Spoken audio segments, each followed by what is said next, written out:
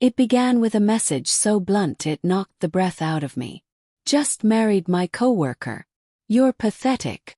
That was all it said. My mug nearly slipped from my fingers as I reread the text from Lena. My wife, at least until a few hours earlier. The words pulsed on the screen like they were daring me to react. For a moment, every instinct screamed at me to explode, to fling the phone across the room, to demand an explanation. Instead, I inhaled slowly, typed the single word, "all right," and set the phone on the counter. No theatrics, no begging, no angry paragraphs. Her spontaneity, running off to Vegas under the pretense of a team retreat, wasn't just disrespectful. It was almost performative, as if she wanted an audience for her recklessness.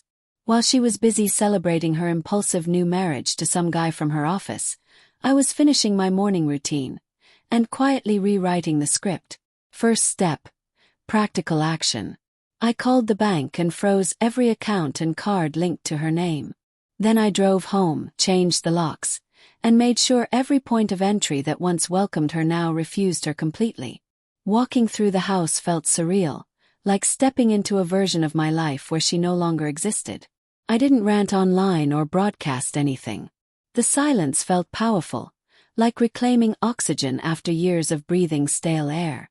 I updated my close friends and family, not for pity but for accountability. If she tried to twist the story later, I wanted people who knew exactly what had happened. Hours passed with no messages from her at all. The quiet was oddly liberating. That night, I rearranged the living room, changed the curtains, shifted furniture, and threw out things that reminded me of her constant self-centered chaos. It was the first evening in a long time that felt entirely mine. The next morning, I was halfway through my coffee when someone began pounding on the door. Urgent, shaky, desperate. I opened it to find her. Lena, eyes swollen, mascara smeared, clutching her purse with trembling hands. Two police officers stood behind her, looking far more composed than she was. She tried to speak, but only fragmented sobs came out. The officers explained that she had reported a break-in, accusing me of locking her out and stealing her belongings. I stayed calm, answering with simple facts. Yes, I changed the locks. Yes, she no longer lived here. Yes, the accounts were blocked. Yes, I had documentation of everything. They nodded as they took notes. And for the first time I saw it, the moment she realized she had backed herself into a legal corner. She had bragged about marrying someone else. She had left the state to do it. She had no proof of ownership, no key, no access, no standing. Her attempt to paint me as the aggressor unraveled right there on the porch. Her sobs intensified when the officers informed her she was trespassing and that any future disputes would have to be handled through civil channels. Her new husband was nowhere to be found, apparently not answering calls, and suddenly her big Vegas adventure didn't look heroic anymore. I didn't mock her. I didn't raise my voice. I simply watched the consequences of her choices fold in on her. When the officers left, she sank to the porch steps, defeated and shaking. I said nothing.